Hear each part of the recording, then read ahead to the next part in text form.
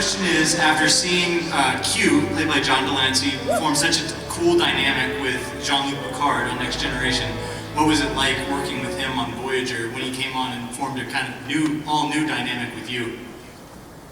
Well, Delancey and I are old pals, so he was respectful of Patrick Stewart. He was respectful of Patrick Stewart.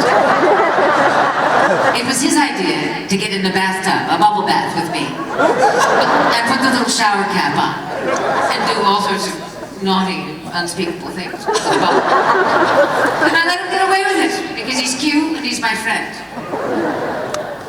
Okay, so this one's gonna be a fun one for Tim Russ. I did almost like smack right my face in your face yesterday when you were walking into the Rio Casino, and I did have like a nerdgasm. Kind of famous for having that. What? It's called a nerdgasm. What's a nerdgasm? A nerd having an orgasm is a nerdgasm. Oh, that's what it is. Like, thank you. You're welcome. You bumped into Tim and had a nerdgasm. Well, You never gave me a nerdgasm. I'm sorry, go on, so sorry. I'm just glad you didn't ask for a demonstration. But, okay, so anyway, Tim, I'm really sorry for almost like knocking you out and having a nerdgasm. I'm like, oh my God, Tim Russ. And you were busy, you kept moving, so hi. It was a That's what they do after a nerd. Tim's got a lot to do.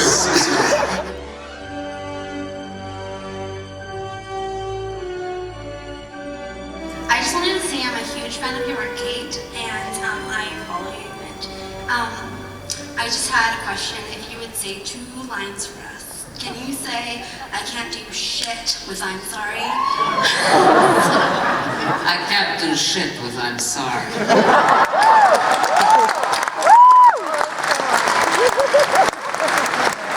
No, I really can't. And then the second one is my favorite line Captain Janeway says, and it's there's coffee in that nebula. Let me play it to my scene partner. There's coffee in that nebula.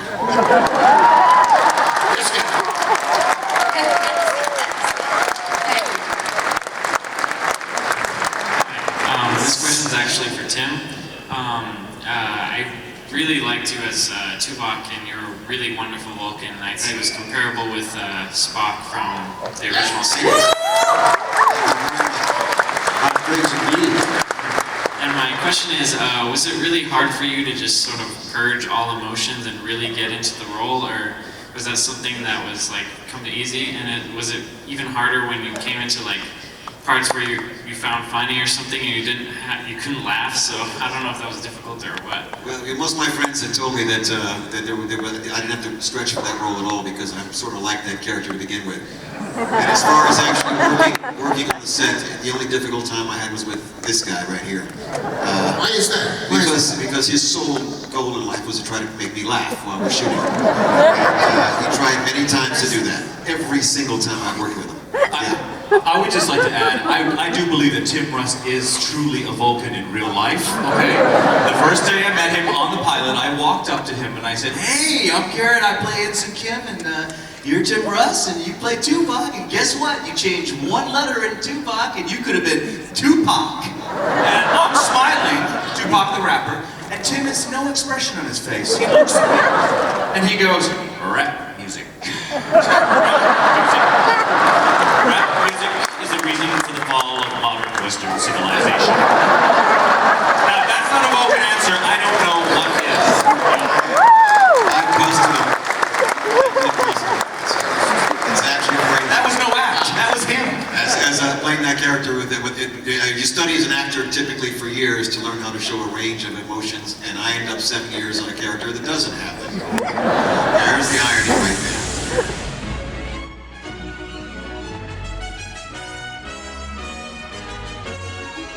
One of the most moving scenes I had in 7 years, and I had a lot of them, was my final scene with you in Endgame. That's when right. you have Alzheimer's. That's right. And we had to say goodbye to each other. Yeah. I remember we did it, and it was very, very difficult, and we did it, if I may say so myself, pretty well. Yes. Rather exquisitely. And we were weeping and holding on to each other, and then we heard Which means we have to do it again, Again. because there's a little hair in the canvas. Yeah.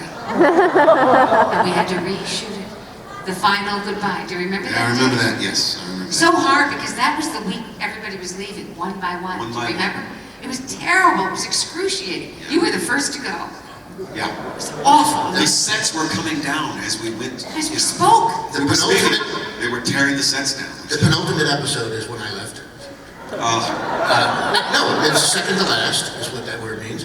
And I had to walk down the aisle of the bridge and say goodbye to every person on that show because they used all the extras that we had used for 7 years. Yeah. All the people in the background were all lined up on the aisle. Cool. And I had to walk all the way down and say goodbye to every person I'd been with for 7 years. It was very emotional. And then the last person I said goodbye to was Mr. Russ. That's right. And I got to do a little dance step. that's right. That's awesome. So Awesome.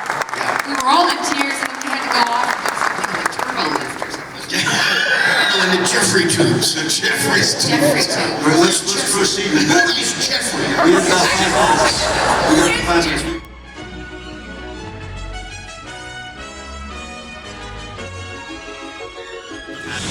Tim, Ethan, great to see you together on stage again. It's been like last year. My question actually is for Kate.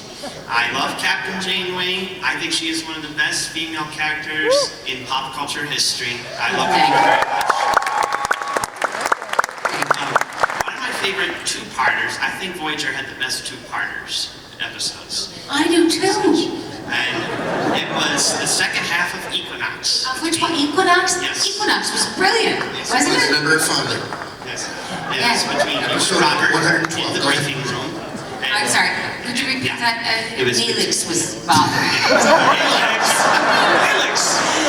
It was between you and Robert in the briefing room and saying, Robert Beltran or Yes. McNeil? Yeah, Robert Ah, Beltran. Chakotay, the Yes. devil. Quiet, Like, and you were telling him how you felt like the priority was to get ransom and go after the Equinox, and saying how angry you were that they were killing innocent life forms just to get hold of I'm them. sure I was furious. Now, No is idea there, what I'm like, say, in real life, for you, is there like some sort of real life situation going on right now, whether it be, you know, family, friends, or even something global that upsets you, and like you're upset and you wish like you want to take action to put a right to it? Yes, what's going on in the Middle East? This has got to stop. We're not going to get into politics.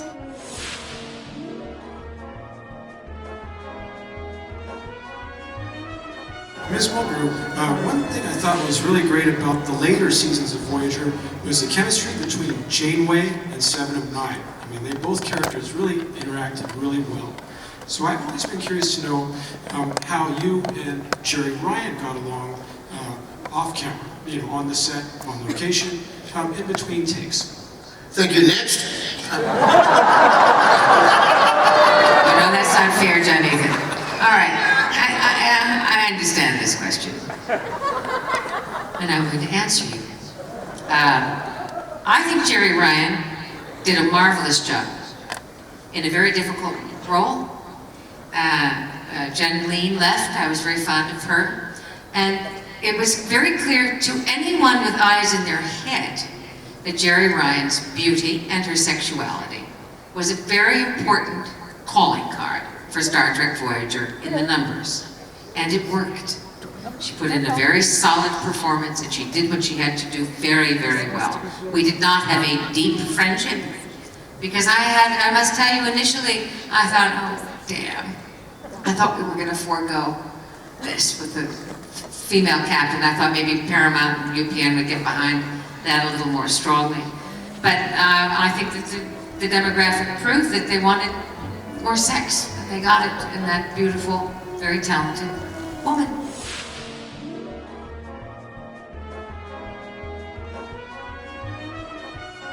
Hey, Mom. My son is here. That's Kate's son. And my son was at a convention one and only time when he was 12 years old. He's now 30 years old. He is a very fine, a wonderful artist, and he's here with me this weekend because he's painted some portraits of Captain Janeway, and I would like to introduce my son, Alec Egan. But before he leaves for doing children, Tim Russ, would you please bring your unbelievably beautiful daughter? That's my daughter. She was born while I was on Voyager. Look at this! She was born while I was on Voyager, and she's grown up a little bit since then. This is Maddie.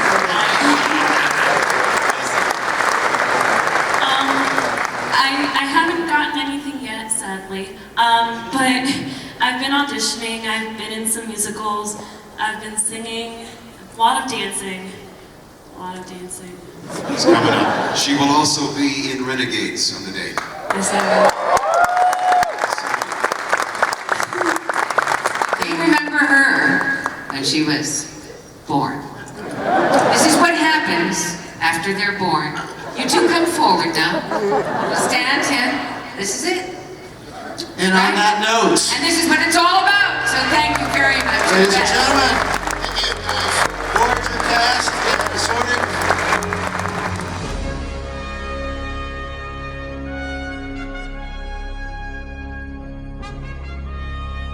Because here's the funny thing. My mother, this is crazy. My mom, when she was married to my dad was at UC Riverside, University of California, Riverside, getting his master's degree in botany. He was a plant pathologist. And while we were there, my mother kind of got sick and tired of my dad and some things that he was doing, and his extensive flatulence that he had problems with. And so she kind of said, look, everything's out in the open, everything. So she said, I'm out of here. She actually got on the bus. And she stops on the bus. She asked the bus driver, "Do you go to where the Hollywood stars are?" And the bus driver's like, "Yeah, I drive by Beverly Hills." She goes, "Fine, I'm going." She drops her off in Beverly Hills. My mom gets off. I'm pregnant. I'm in her belly at this point. She walks up to the first house and knocks on the door. And she goes, "Hi, do you need anyone to clean clothes or watch your kids, whatever? Watch your kids, this and that." And they're like, "Oh no, but our next door neighbor, they actually need somebody." So my mom knocks on the door, and she became a nanny for a very rich Beverly Hills family for 3 or 4 months, and basically didn't tell my dad where she went. Okay, so he was gone, yeah. But during that time, all she watched on TV was the original series. So I'm in the belly, and all she saw was TOS, TOS, TOS. So I was kind of being inculcated at a very, very early stage of my development, right, inside there.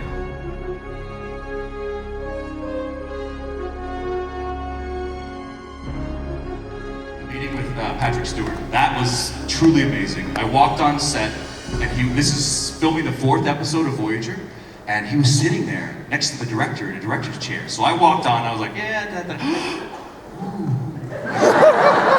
Ooh. I walk up, I go, hello, Mr. Stewart. My name is, I know who you are. You know who I am? Oh my God!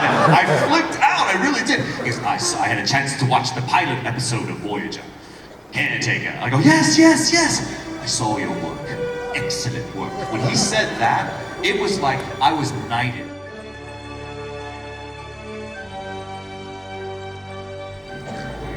Okay. Technical difficulties. Hold, please. Thank you. Back when Marco. Galaxy Quest. Go ahead. Voyager first came on the air, everybody did an interview with Entertainment Weekly. Yes. And the author of that article had said, I always remembered this, and I always wanted to ask you about it, and now's my chance. Yeah. That the pronunciation of your name was a weird story. Do you know anything about that? Well, I don't know about a weird story, but I'll tell you, W-A-N-G and W-O-N-G is pronounced the same way. It's Wang. So the clothing designer, Vera, W-A-N-G, she pronounces it incorrectly. The computer company, for those of you old enough to remember W-A-N-G computers, they pronounce it incorrectly. The reason is W-A-N-G tells you what part of China you're from. So central or northern China, W-O-N-G is southern China. So it's all Wang, basically. So Wang is Wang.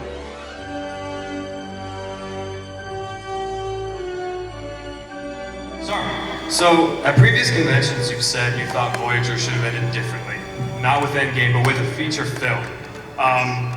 So how, can you give us a synopsis of how you think that film might have turned out had you been put in charge of it, besides your obvious promotion? Well, here's the thing, guys. It's the obvious promotion, I know. It's so funny. The longest standing ensign in the history of Starfleet, right? Yes.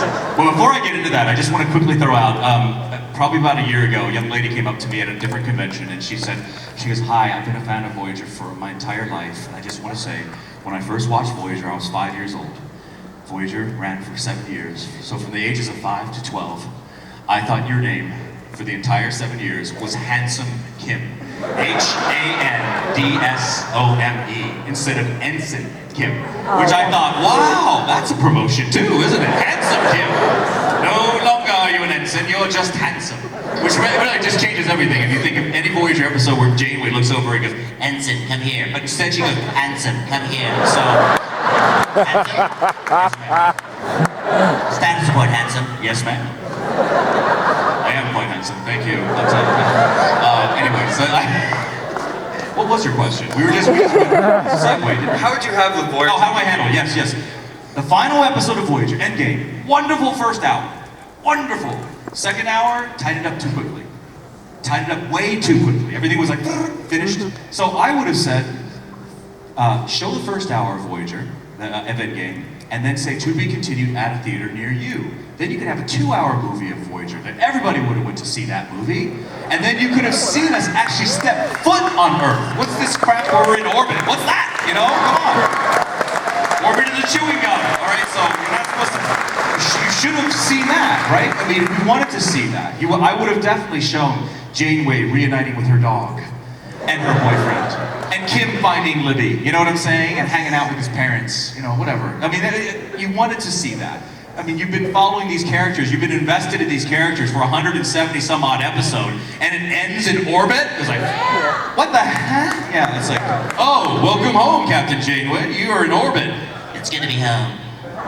And we're just gonna end the show in orbit. Nerys, just set a course to loop around Earth a few times. We're actually not gonna set foot in San Francisco, we're just gonna tease everybody. Sorry, that was a horrible Mulgrew impression. I've tried not to do any more Kate impressions. I think she's mad at me for saying that stuff. Seriously, we were at the first time I actually did it in front of her. We were at the Museum of Television and Radio in Los Angeles. They had a tribute for all the Voyager people. So we're all sitting down there answering these questions from the audience, and somebody goes, Garret, I heard you do a really good Janeway. And I look over, and she's sitting right there. I'm like, oh. Shh. Please, can you do it? Everyone's clapping. Oh, okay. I get up. It's not crunch time yet, Mr. Kim. And she goes, I don't talk like that. Yes, you do. I don't talk like that. Yes, you do. It just became this like very weird space that I was in. So I try not to bring it up too much anymore. But you have to understand, it's a great voice to do. You know what I'm saying? I mean, it's just very. I love Janeway. I mean, I want people to think that when I do an impersonation, it's truly the most sincere form of flattery. It's not me trying to say like, ha, let me make fun of you. Not at all, you know? It's definitely, it's an awesome thing. And to have a woman captain, let's face it, that's an amazing thing, right? I meet people in public all the time, especially, and I talk to women, and women will say, I've never seen Star Trek. I said, well, you should watch Voyager. Why? It's the first woman captain ever. In 1995, when we started, we actually got bomb threats. Paramount Studios got bomb threats for people saying, how dare you have a woman in command, okay? Yeah, believe that. As late as 1995, people were acting like that. So, I think Voyager, in and of itself, and having a woman captain is probably the most groundbreaking thing to happen to Star Trek. I love the fact that Janeway was captain. So, just to wrap up your question, I would have shown more of what happened when we landed on Earth, right? And then maybe did something like, remember how when Gilligan's Island, when they all got back, and then they got lost again, right? That's what I would have done. We would have got lost again. We found an epsilon quadrant. What? I thought it was just alpha, beta, gamma, delta. No, there's epsilon too. So then we would see all the aliens from epsilon quadrant. That's my story. Thank you. But regarding the elbow story, what happened was years ago when we were filming Voyager, we were filming a scene which is called a walk and talk. Every Star Trek series, thank you. Every Star Trek series has a walk and talk. It's where people are walking down a corridor and a camera just tracks them, right? That's it. Two characters walking. So the scene was Jerry, Ryan, and myself. So 7 of 9 and Kim were talking, and during rehearsal, the rehearsals are not there for actors to help to memorize their lines. It's there specifically for the camera crew to get the camera angles, the dolly move, the sound guys, the lighting guys. So it's all for the tradespeople to get the scene right. So during the rehearsal, the director will call action, and he will oftentimes cut the rehearsal before the end of the scene. He'll say, cut, cut, cut, back to 1. Let's see it again. Back to 1 being first position that we're standing in. So we went through a regular rehearsal. Action, we're walking, I'm talking with Jerry Ryan, and okay, cut, back to 1. So I turn to go back to the first position, and I reach back to be a gentleman and guide Jerry Ryan by holding her arm like a gentleman. But instead of grabbing her arm, I grabbed something else. Because I wasn't looking, okay? I just was like, ah! And when I realized what it wasn't, I was trying to grab her elbow, right? So I look back, I go, that's not her elbow. And she's like, I'm sorry, Jerry, I'm sorry, I thought that was your elbow. She goes, yeah, right. My elbow, yeah. All the crew people are laughing at me. They're like, elbow, whatever. So, we all leave the set. We go, because after we do the rehearsal, the crew lights the set. They call us in about an hour later. So they call us back in to shoot the scene. I'm on the set before Jerry Ryan is. So I'm waiting. All of a sudden I hear people are cackling with laughter. What's going on? People are just laughing.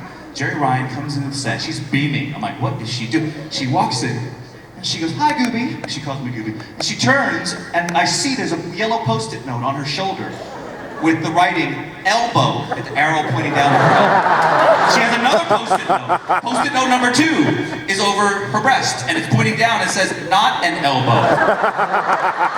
So she goes, hi, I just want to give you a visual aid, just in case you needed it. See, elbow, not an elbow. I'm like, thank you.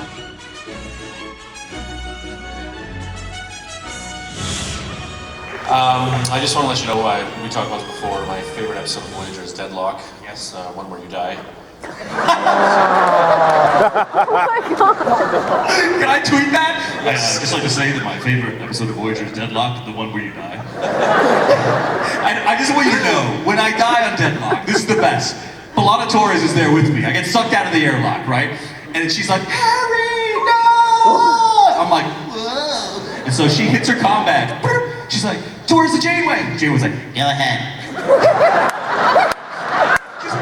She's like, oh my God, Captain, Harry's dead! And Janeway goes, what about deck 12? She thinks about me for half a second and goes right in about deck 12? I mean, what the, it's me, the kidster! How dare you?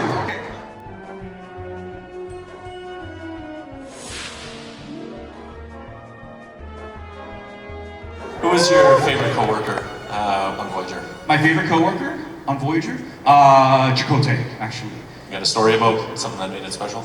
Not that I could tell here, but no, just kidding. No, he was the only one that wasn't, he didn't have kids. He wasn't married, didn't have kids. He was the only person that I could actually hang out with, to be honest. You would think Paris and I were best buds, but I swear, I asked Tom Paris to hang out every day after work, like, let's go get a beer! And he was, oh, sorry, I can get home to the kids and Carol, blah, blah, blah. He had 3 kids, you know? So he never was able to, he was never free. He was the closest in age, but he was totally, you know, swamped with duties as a father and a husband.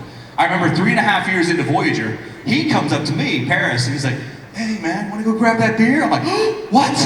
I felt like I'd won the lottery. I'm like, oh, really? Me? I go, yeah. I go, what's going on? He's like, Carol's in Palm Springs with the kids. So that's the only reason why I could have a beer with him. So the wife and the kids are out of town.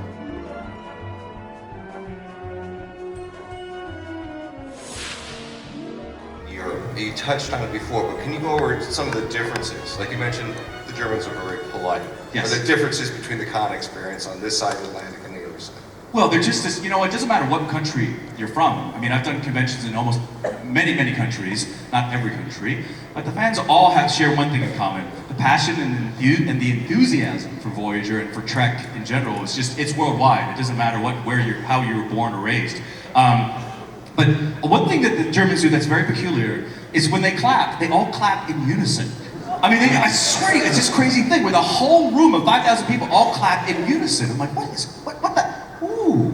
Did they do they time this, or they teach this in first grade? Like, when you clap, we all clap together. If we don't clap together, this is not really clapping. So we all clap at the same time. This is the Deutsche way. This is the Deutsche way. We are German, we are perfect, and we're going to clap together. So,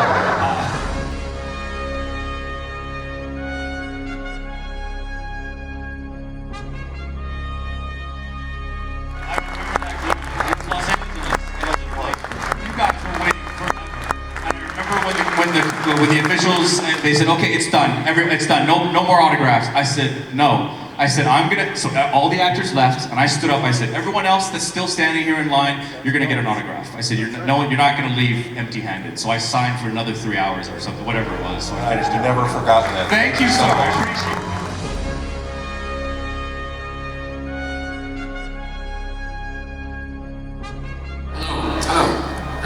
I know you're a big fan of the special effects titan Harryhausen, and I'd just like you to share how that started, what was the first film you saw, how that has inspired you as an actor in your career, and also, are we going to see someday Sean and the Argonauts or Seventh Voyage of Sean? Well, funnily enough, the first films I remember going to see at the movies with my dad was Sinbad and the Eye of the Tiger, and I remember Jason and the Argonauts very clearly from TV. My dad used to pretend to be Talos, you know, the big bronze giant, and he'd sit down like this and go, and look at me, and I'd run around screaming with a sword. It was a good time. It loses something in translation, but I loved it. But that got me very much interested in kind of fantasy cinema and stuff, you know, the skeletons and all those great movies. I'm surprised there's not been more of those kind of, in the age of CG, people haven't gone back to those kind of adventure films, those Voyage movies where they meet monsters and that kind of stuff, because it feels like it's kind of ripe for reinvention. But definitely the work of Harryhausen was certainly instrumental in getting me interested in cinema, you know, and I went to his 90th birthday celebration, which was very nice. I met him, and which was an honor, because sadly he died the next year. Not because he met me, although that has happened. Yeah, lovely. I'm a big fan.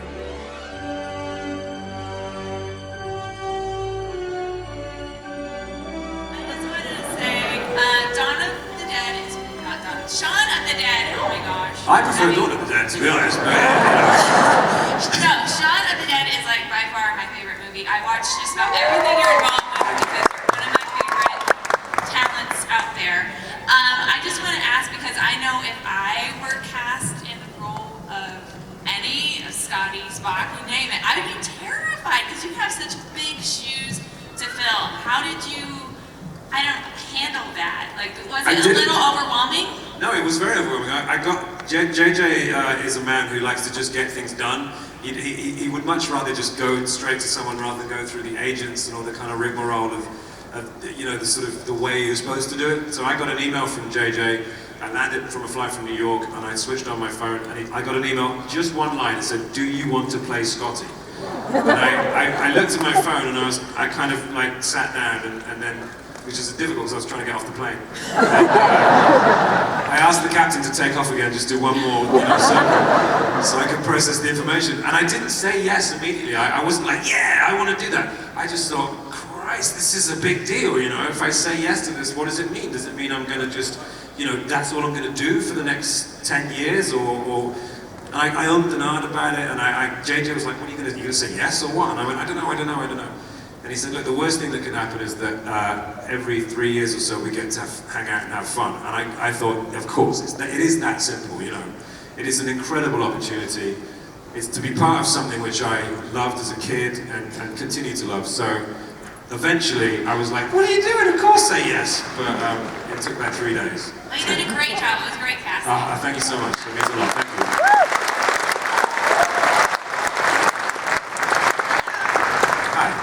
I was just wondering if you could talk a little bit about the first time you met Nick Frost and how that relationship grew. Nick Frost and I, incidentally, are celebrating our 20th anniversary. I said wedding anniversary. We might as well, to be honest. Yeah, I met Nick 20 years ago. He was, and who thinks Nick should play Mud? You know what I mean? Harry Mud.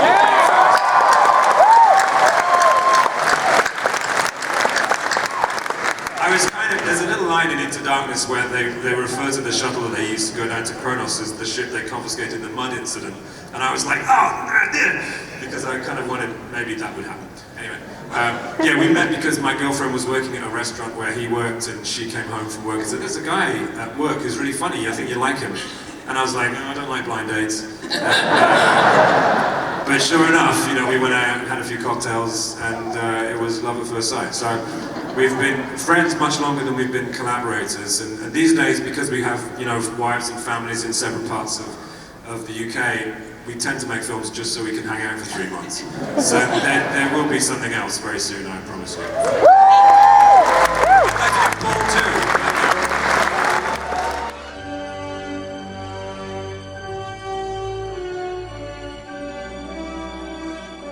This is your first time to our stage, I think, right? Correct. Let's give her a warm welcome.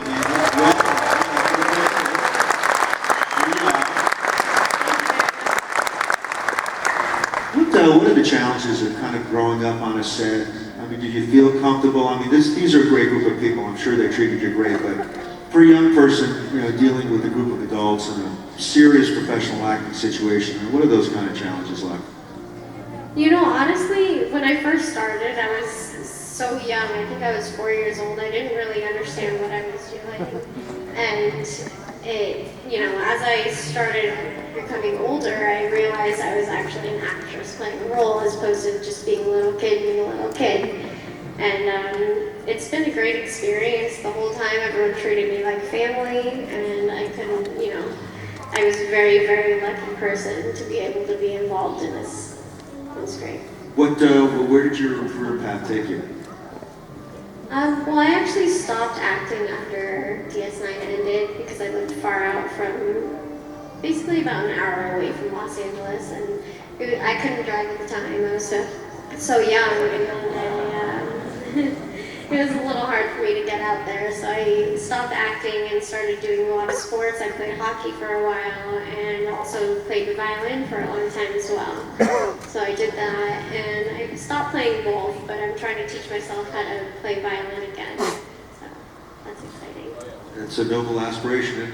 And just describe sort of the relationship that you had with Rosalind and with Colm. Just sort of how that dynamic worked out. I mean, I'm sure they were awesome.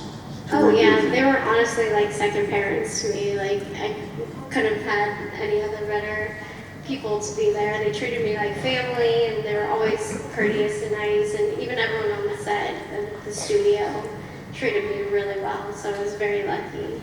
Were there like law limitations on how long you could be on set, or? I'm sorry? Well, were there law limitations on how long you could be on set? I believe there were at certain ages. Like once I got older, it was a little less, or you know, a little longer the time I was allowed to be on the set. But there's, you know, a few restrictions here and there. But I want to say, I think was she the youngest character on Star Trek? Well, I had a little brother after for a couple of years, but. Right.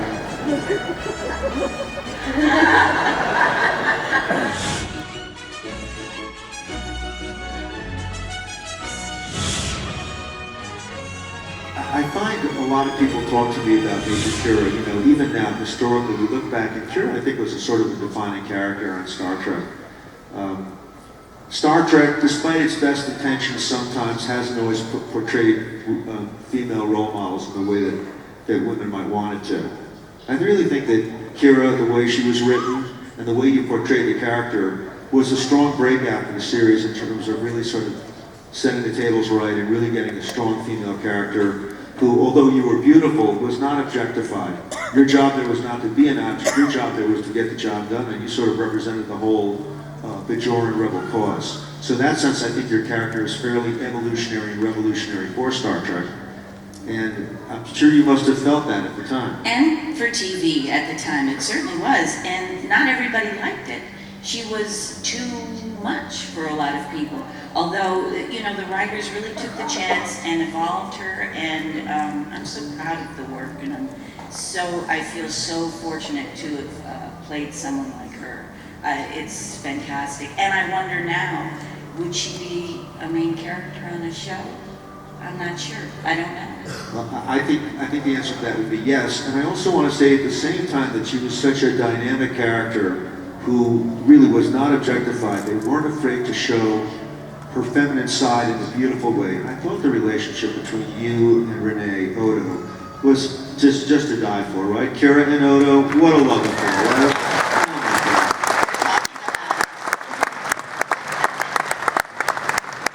Somebody else take care. That's right. That's what love is really about, loving somebody selflessly, and on the sacrifice of just letting him go at the end, really, you know, it was very sad and beautiful at the same time. I thought that was a beautiful conclusion to the arc, and of course, Rene, you're fixing his tuxedo and bidding him goodbye. I mean, it was very sad and beautiful at the same time. You two have an amazing chemistry together, wouldn't you say? Oh my goodness.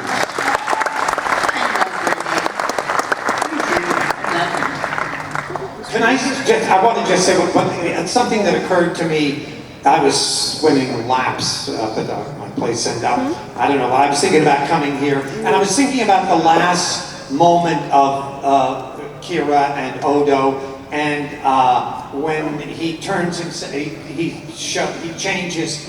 What did I do? I shapeshifted. Yeah, I shapeshifted into a tuxedo, which was supposed to remind us about how they finally hooked up together.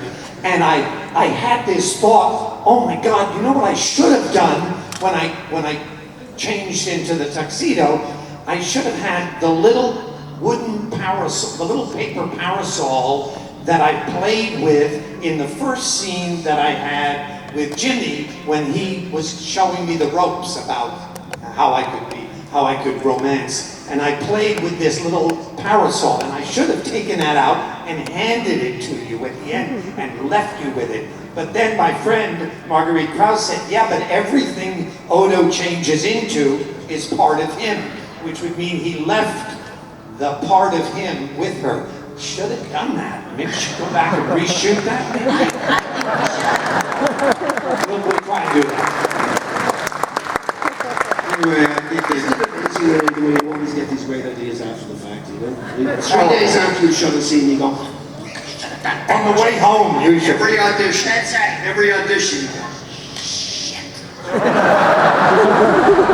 I do that while I'm auditioning.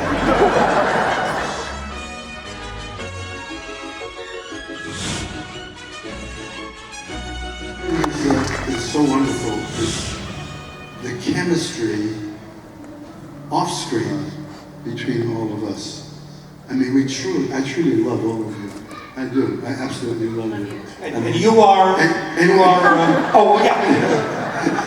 And when my first day on the stage, I mean, these guys have been doing the show for years, and I came on and I felt as though I had been there from the beginning. That's how they made me feel. But it's amazing that, I mean, we do all love each other, don't we? It's great. I love it. And it's unusual, trust me. I've done other series. So but you're a sex symbol. That's because of this. So, we were all attracted to you, Jimmy. All of us. Well, anyway,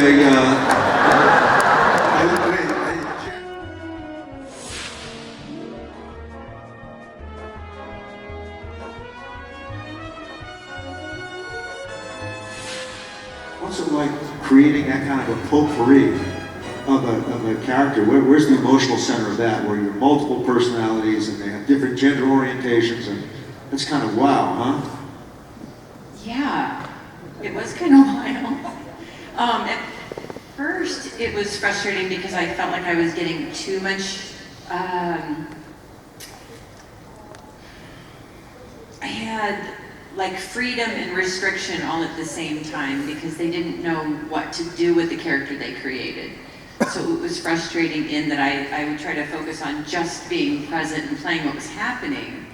And they were worried about whether I seemed like Grace Kelly and Yoda.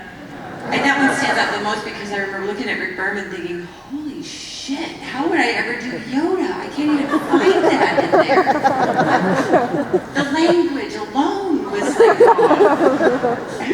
But I think that as I gained confidence, just playing whatever was coming up for me, could be real whatever it was, and the more that I trusted that, the better I think I did as an actress, having fun playing her and enjoying whatever it was. Like I remember there was a specific time where they had me being kind of nosy and gossipy, and it really pissed me off. Like I kept asking them, oh, who are you going out with? And oh, I'm like, my goodness, I'm 350 years old. Why would I give a shit who she's going out with? Wouldn't I care about how she is, maybe, or the inner turmoil that's going on with her? Wouldn't I want to extend some compassion? Not, you know, little. So that was frustrating. Things like that were frustrating because it wasn't in tandem with what I would want to be. If I lived 350 years old, I think I'd want to be like all compassionate and completely accepting of whoever and however they got there. I mean, we all have stuff. Whatever that stuff looks like, abuse or neuroses or mental disorders, just to name a few. Don't look at me. I'm trying so hard not to.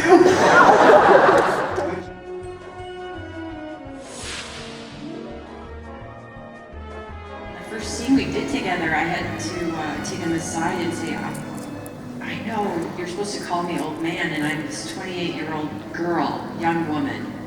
I don't know how to be empowered. Well, I'm looking at you because you're this very strong, dark, powerful man. It was like, you have to help me because you're really looking scary right now. But we helped each other that way, and I think that kind of honesty is what was the base of our relationship and how we worked together.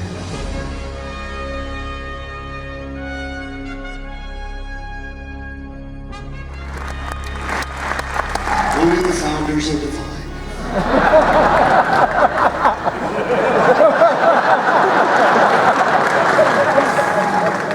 Jeffrey, you have certainly played enough different characters on Star Trek, and I suppose we could dwell on each of those, but I'm constantly fascinated by Weyoun of all of your characters, although I do love Shran very much. I'm particularly fascinated by Weyoun and all the colors that you put into that character, and how he reminds me so much of politicians and fascists and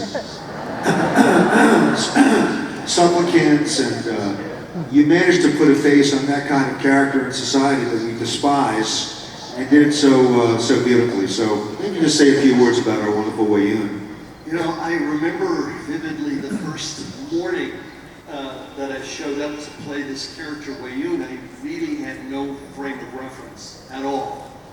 And they put these ears on, they put this Frankie Avalon kabuki wig on, and I got the costume, and so after all that process, it's about 15 minutes before the first rehearsal. And I remember looking in the mirror and going, okay, kind of graceful, oriental, Japanese kind of quality, but also kind of a courtesan, a sort of a French court diplomat, always with a smile on his face. And you kind of don't have a lot of time to, you have to kind of go with your instincts. And it was just such a gift. You know, you were speaking about working with Avery. My first scene with Avery was a frightening experience. It was the first scene that I ever did with Weyoun. It was about a 3-page scene with Cisco. And I show up on set and I'm really nervous and I've got a shitload of dialogue and with the series lead, and I have a cup of coffee. And Avery comes up to me and says, "No liquids on set." This is gonna go well. This is gonna go real well. But fortunately, you know, it was okay. It was fine. I I just cherish Weyoun. He's deliciously nice, but it's just one of those characters you love to hate or hate to love. I don't know which one it is. He's kind of a Neville Chamberlain in his own way, really, kind of propping up the fascists. But one thing that I thought was great about the evolution of the character's arc was that, you know, each time he died, because you had a dozen clones or whatever it was, that was an accident, by the way, you know. That happened because in the first episode as Weyoun, he was meant to be a oner. The character died, and the writers were looking at dailies and said, why did we kill him? And I don't know who it was, but one of them said, we could clone him. And so from then on, it kind of became a running joke, you know. Actors would say, shit, they're killing me. And well, me too. Oh, look, I'm in the next scene. Okay. But there is a dark humor to it, and sort of like the coyote coming back each time he gets killed by Roadrunner. I felt that you never thought of that. You were able to somehow, over the progression of the characters, invest a little bit more neuroses. Each additional clone, knowing about the passing of their predecessor, began to feel undermined and lost some confidence, so that the later Weyouns didn't have quite the pomposity and the self-assurance that the earlier ones did. And in that way that the character grew over the course of his arc, you as an actor were able to beautifully convey that sort of sense of dread of you know, the house of cards kind of falling down on him slowly but surely. Well, yes and no. Actually, what I tried to do is, with each clone, I actually tried to have no difference. Because in my mind, the technology was so good that each clone picked up exactly where the other one left off. But maybe that paranoia or that neuroses that you're speaking of had less to do with the next version of the clone. Thank you, Rene, for listening so attentively. That's right. I just kept doing the same one.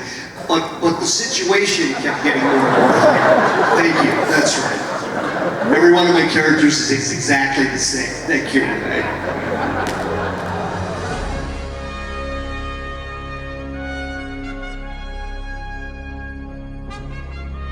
I have a lot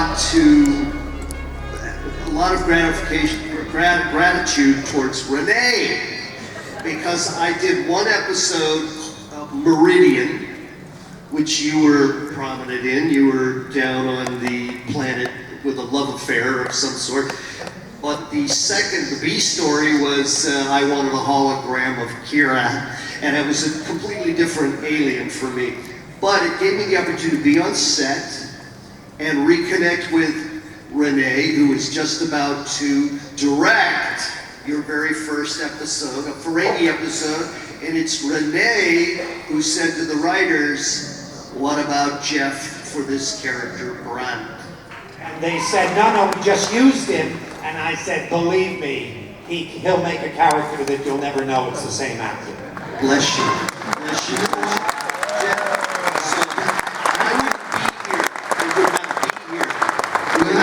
When I talked to Ira Bear, he had the thought of bringing you back as Sophia Loren. That would be a stretch. Well, you played so many characters. How many characters had you played? 6. But that's nowhere near the 3 of them recurring, but Vaughn Armstrong holds the record of 12!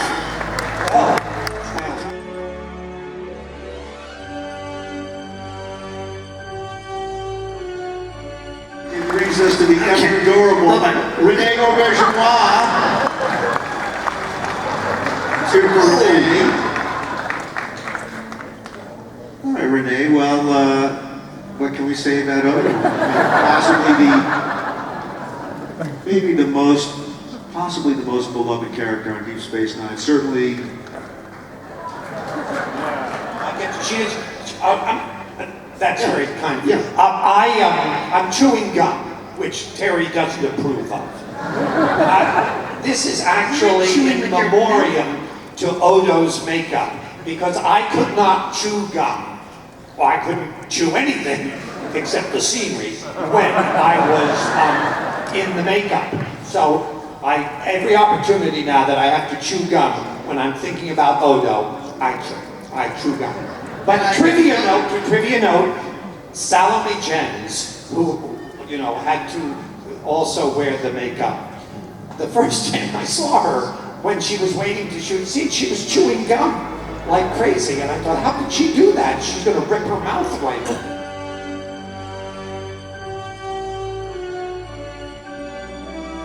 It always, and we've spoken about that before, it's so gratifying so many years on that people say, oh, we love the relationship between Quark and Odo. And Armin and I always sort of think to ourselves, we actually had relatively few, we only had one episode that was about our relationship.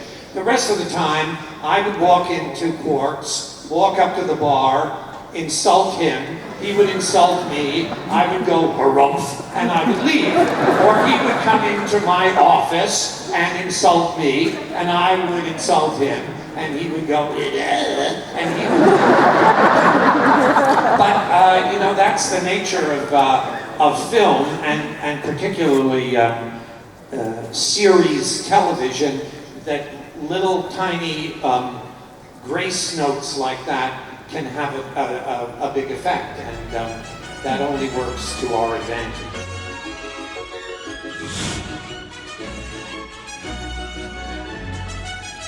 My question is for Terry. Did you do all the Batla scenes, or did you have a stunt double? Every single one. No. I did most of them. In fact, there was one woman, this is probably not very kind, but it wasn't my ass. This stunt person usually stunted for Nana, and she just had a baby. Right? And I saw her in my outfit, way shorter than me, doing the stunt that I could have done. I don't know why I wasn't doing. I think she probably, needed to be on the payroll that week or something. But I called Rick Berman because he's like really particular about what your body condition is in, you gotta look good. All of it. So I called and I said, I'm gonna tell you something right now. There is a stunt person down there whose ass is as wide as a fucking river. And I will not have someone, especially you, thinking it's me. It's not my ass. That's the... Yeah, so now I'm more grown up, but I was pissed. That's the so-called past story. Well, then I got to go in and do it. Thank you. Yeah, because Rick didn't want to see it. That's more than she wanted to know.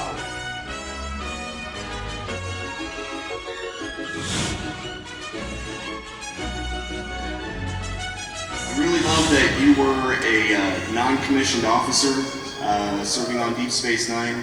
Most of the time in lots of paramilitary and military shows, everybody is always an officer. Everyone's called sir or ma'am, but the real military is comprised of people who are not officers. So I really love the fact that you were representing the Why is it, do you think, that the creators chose to have a non-officer or non-commissioned officer take a big lead on the show?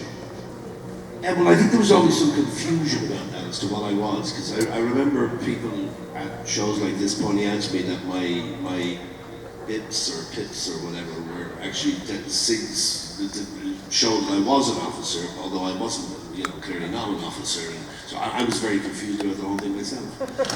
So I think the writer's idea behind the idea of developing the character O'Brien, they very much wanted to develop this kind of an ordinary guy, a normal, Joe Blow in space. Having a family was part of it, being married, all that stuff. That was all part of a normal, almost suburban life. on the space station. And I think part of that was distinguishing him from the officer class, that he was an NCO. But I don't think, I know there was some confusion about the insignia or whatever over the years, which I've never gotten to the bottom of.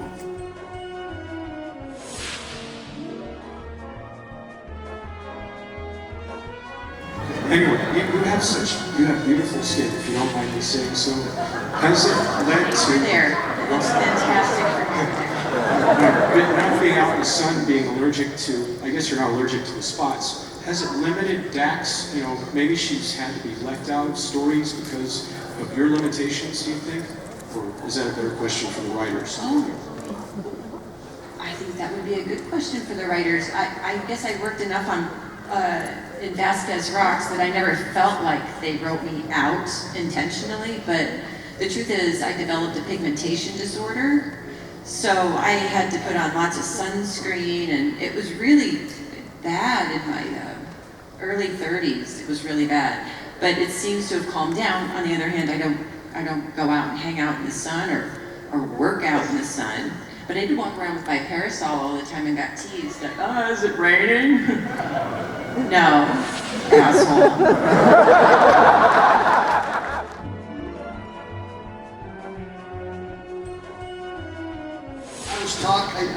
I saw Ira a week ago, and I said to him, you know, Ira, you were a visionary, because these days people binge watch.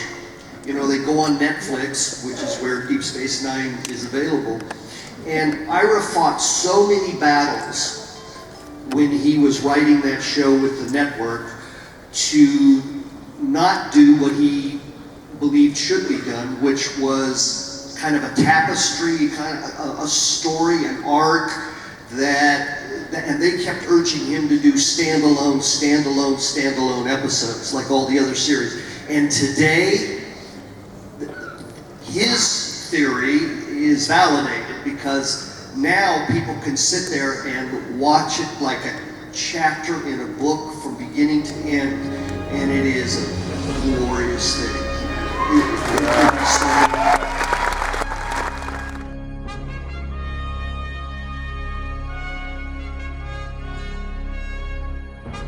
Besides the characters that you played on Star Trek, which character did you always end up having a desire to play besides your own character? This is for each of you.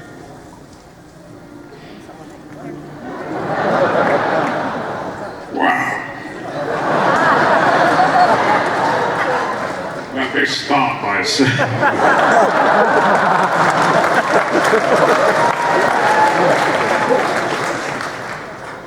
I want to play all the characters. All the time.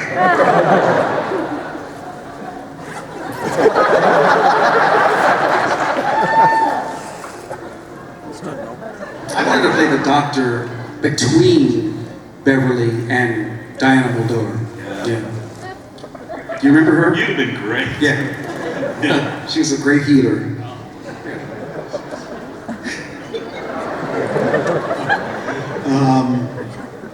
I mean, if I had to play a character, I would love to play Data without the makeup. You know, I thought that, you know, anytime makeup is just painful, but I thought Data was a great character. I mean, if they had said, hey, which one would you choose? I'd say Data. I could see you as Data. I could do Data. It's literally that easy. It really is. You've nailed it.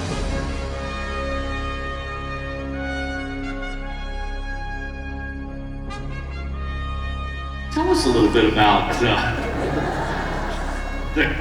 the contention on chicks. You know what? I hate you with the power of 10,000 suns. And I feel it. I feel it. I hate you so much right now.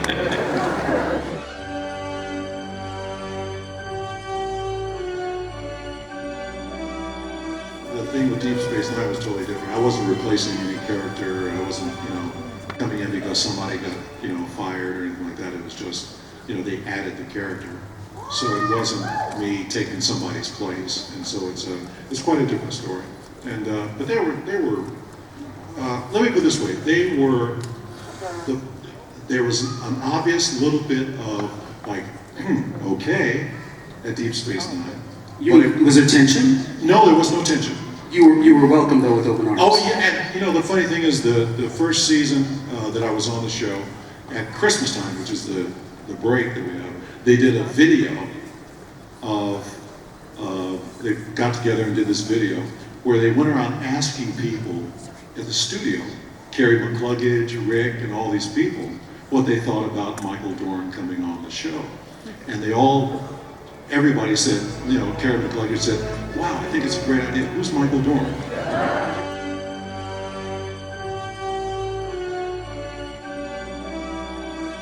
Oh, Nichelle, hey! Oh, Nichelle! Doing over there? Hi! You can't say hello? Ladies and gentlemen, Nichelle Nichols. It's a pleasure to be here. I'm not going to stay and take up abuse because you know how I can talk on and on. And so I just wanted to say, hi, baby.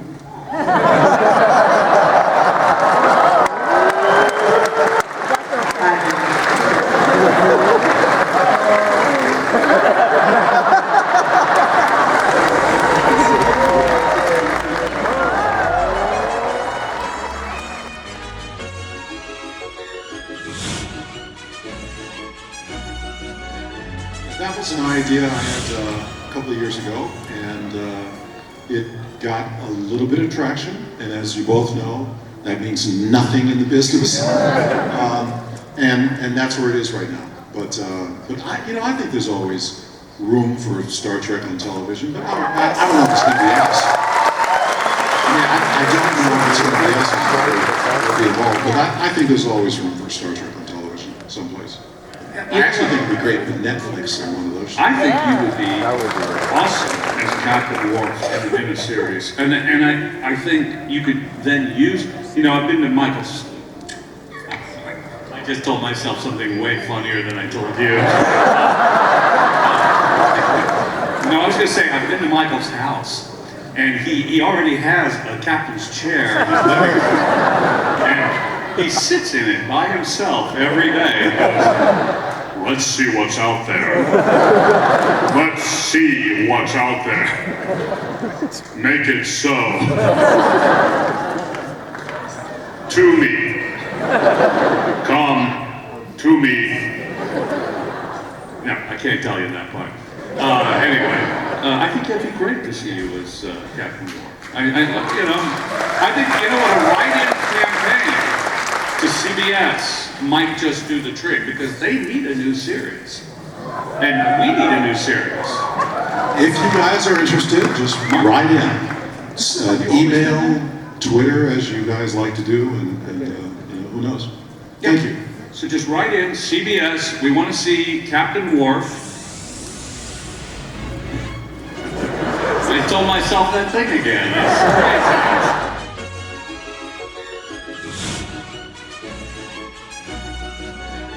Brent, I heard you speaking of as Next Generation was beginning to film before it actually aired, that the only other robotic characters that you really had to draw on as inspiration were Arnold Schwarzenegger and Rutger Hauer.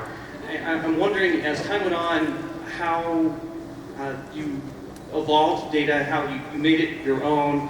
I never really did make it my own, to be honest. I think the writers made it my own. And, they wrote everything, and I just did what they wrote. I just interpreted it, as actors do. It's a recreative art, acting. It's not really a creative art. It's a recreative art, because you take the words that a writer gives you, and you try to illuminate them, and that's all I really tried to do. But don't you think that what they start out with is influenced by what you do initially? Like if you're doing a particular, you're interpreting a certain way, that don't they kind of take off from that? And Well, I think it does, if it lasts long enough like we did, it becomes sort of a symbiotic experience where everybody feeds everybody. And as a matter of fact, I'd like to feed you now if I could. Could I get some food out here, please?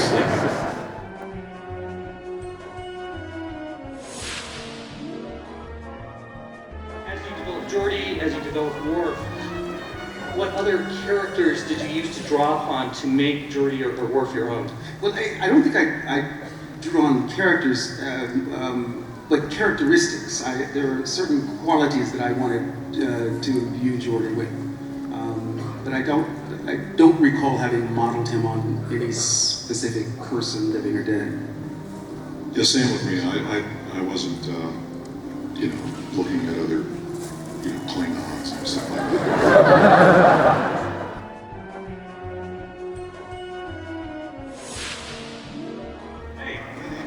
Yes, it is. Mr. President? First I want to say I like reading Rainbow. Thank you. Obviously, there's quite a lot of people doing And my question is for Michael Dorn. Yes.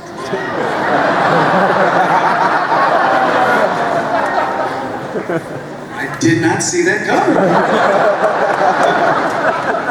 Brent and LeVar were both on Big Bang Theory. Are you ever going to be on Big Bang Theory?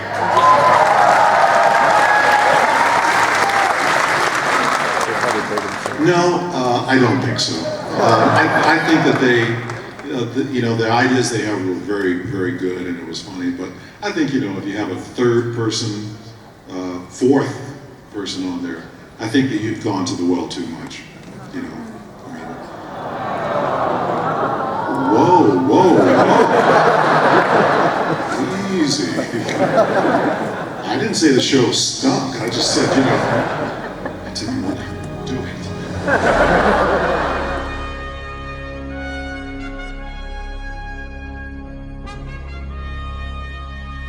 Michael, I just wanted to know, in the time on Deep Space Nine, when did you guys find out that you'd be having a relationship with Gen Z as Dax's character, getting married, and then how did it get resolved when she was leaving the show and they decided to kill her off?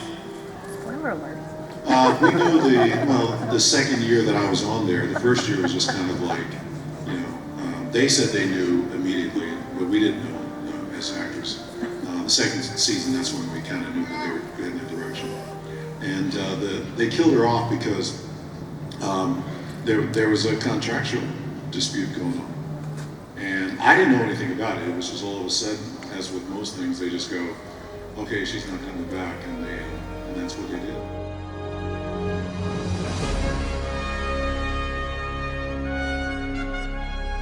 Hi, this is for Brent. I've been enjoying Murder in the First Degree. Is that the right one? Murder in the First Degree. You're the psychiatrist, and I think you're just a natural, and I wondered if you ever considered that as a career choice.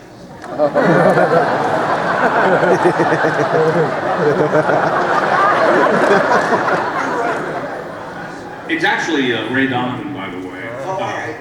Yeah. Do you confuse things often?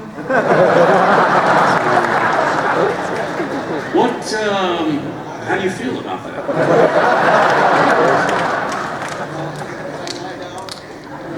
You may lie down, yes. I think you already are lying down, actually. You've got the right show, but you're just the perfect psychiatrist. Well, thank you. I am the perfect psychiatrist. Where do you think you are right now? You're in my office in Chicago, but you keep telling me you're at a Star Trek convention. There is no Star Trek. Michael was a psychiatrist himself. Have you ever seen Castle? So far now, have you played a psychiatrist? No. Because Michael, Marina, I guess, because of Next Generation. And certainly Gates has been to a psychiatrist.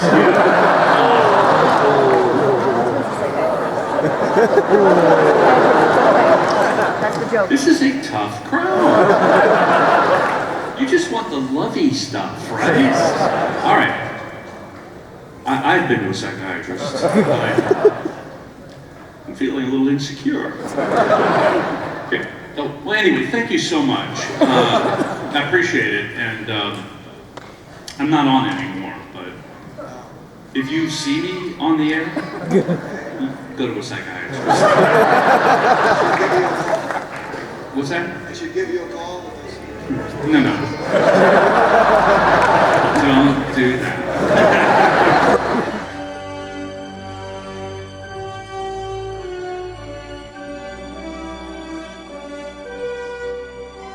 Hey, how's it going, guys? My question is for Brent. Yeah.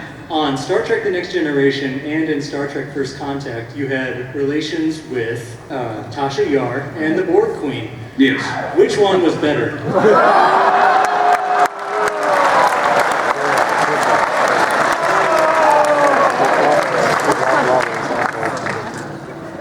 You know, Data don't kiss and tell. They were both world-shattering, let me say that.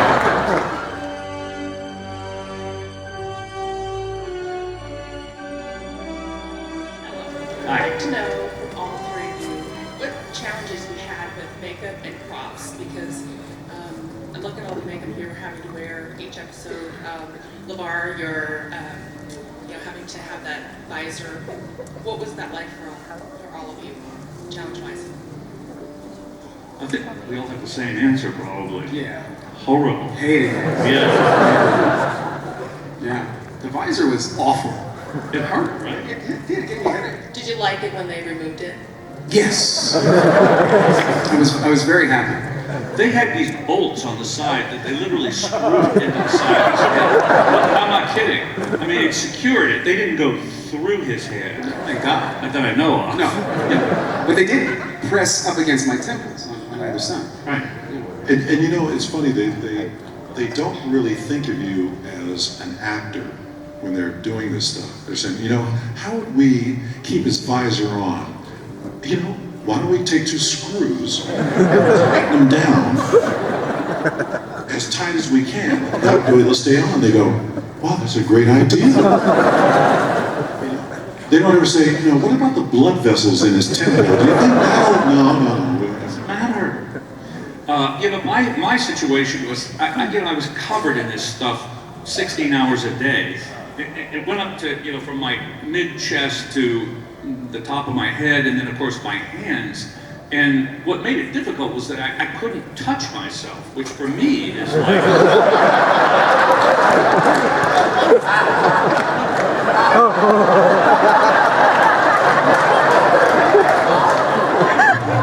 Which for you is what? Very important?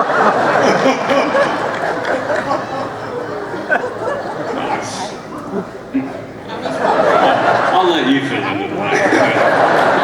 I was wondering if maybe you could demonstrate your off button. I know that Jordy has touched it before. What was that? We didn't hear it, huh? Jordy, I think you know where his off button is. I was hoping you could demonstrate that for us. Well, I'm not touching it.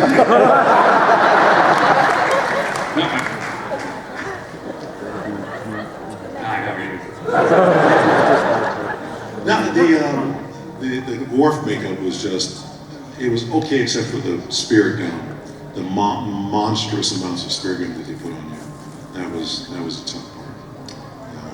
But after the second season, it was like not going to happen anymore. I mean, I don't know if you guys know this, but I went to Rick and David Livingston. I said, I can't do this anymore.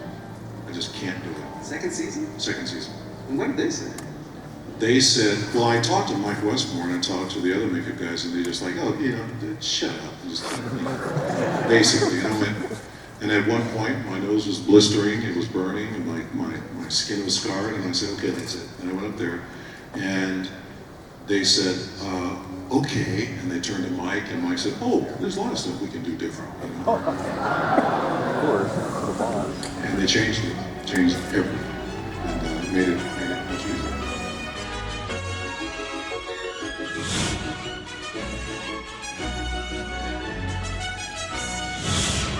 You played Data, you played Lore, and you played Dr. Soong, and both Lore in later in the series and Soong, obviously, he had emotions. How, when you had parts where you were playing both of them in the same episode, was it easy for you as an actor to be able to switch between, you know, having to act with no emotions and then being able to act with full range? Yeah, not really, because you know, playing Data was shutting off everything that I could. But when I came to the studio in the morning, I had emotions. So it was kind of easy for me to access me. You know what I mean? Much easier than shutting it all off. Oh wait, what's that? What's happening? There's a microphone thief. What's he doing? Batteries in it. He's putting batteries in it. No. Was that that was the only? These people on the front row just amuse themselves.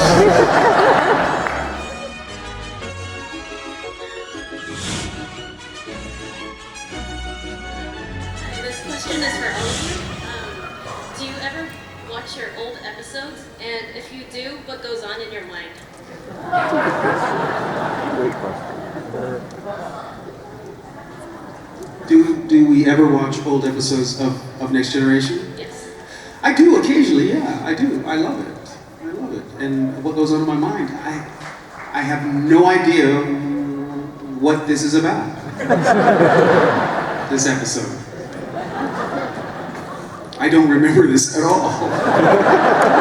It's true. I never watched many of them in the first place. I mean, I watched a few from the first season, and then I thought, I think I better do some other things because we were working long hours, and then I was extra hours reading the scripts and thinking about them, and then to watch them was sort of like overkill. And so I thought, no, I better watch something else or do something else.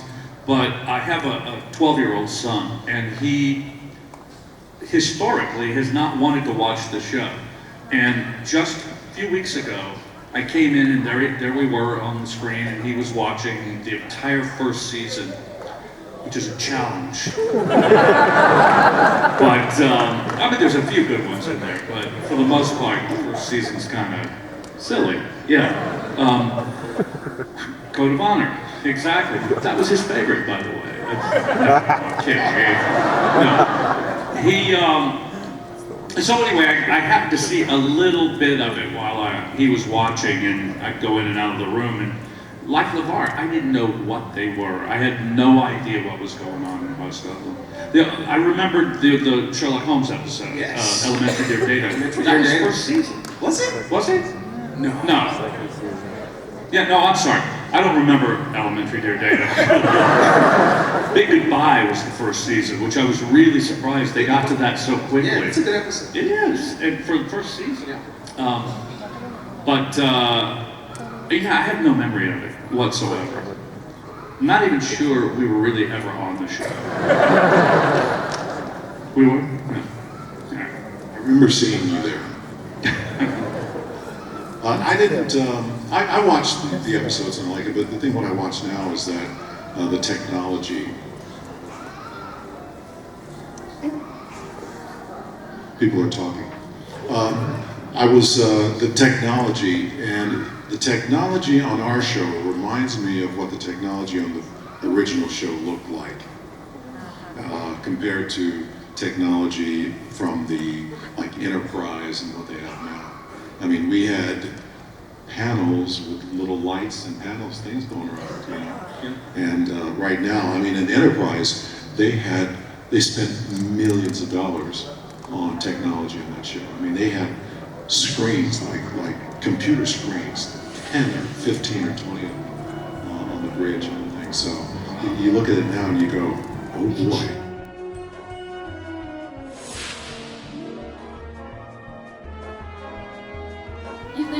If they rebooted The Next Generation to like another movie or a series, what actor would you want to play your character?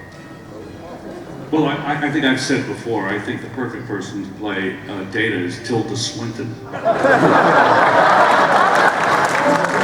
She'd be great. She'd be fantastic. Why can't Data be a woman, right? Tilda Swinton. And there's Worf. Oh, behind us. Oh. Aww, it's Mina. That's why. Hello, Mina.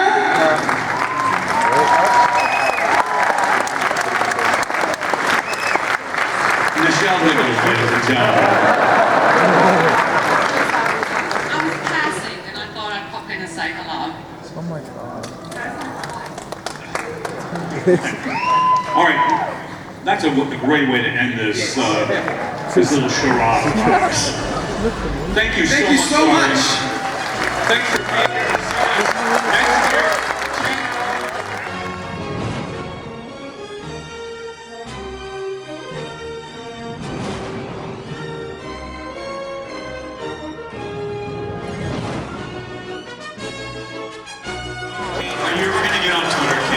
People would love to see you. I don't understand social media. I'm gonna help you. Delta Quadrant didn't have social media. We didn't have social media on the stars. We didn't need social media. We didn't need it, we had each other. We didn't have a holodeck. We didn't have the internet. We didn't have any of that stuff. And Mr. Paris and I had lizards on the turbo lift. We had the holodeck.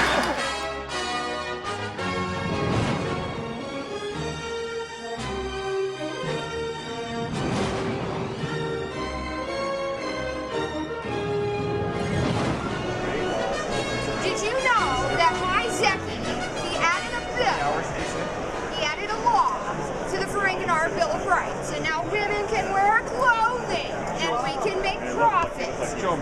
Show you, see? Well, the story behind it is if women are allowed to go out in public in clothing, well, they're going to want to have pockets. Then they're going to want to fill those pockets, which means they need platinum. So they need jobs. So we're making profit. Now we have platinum, we're going to spend it. So there we go. You've increased the Ferenginar workforce and export profits. All at the same time, everyone makes a profit.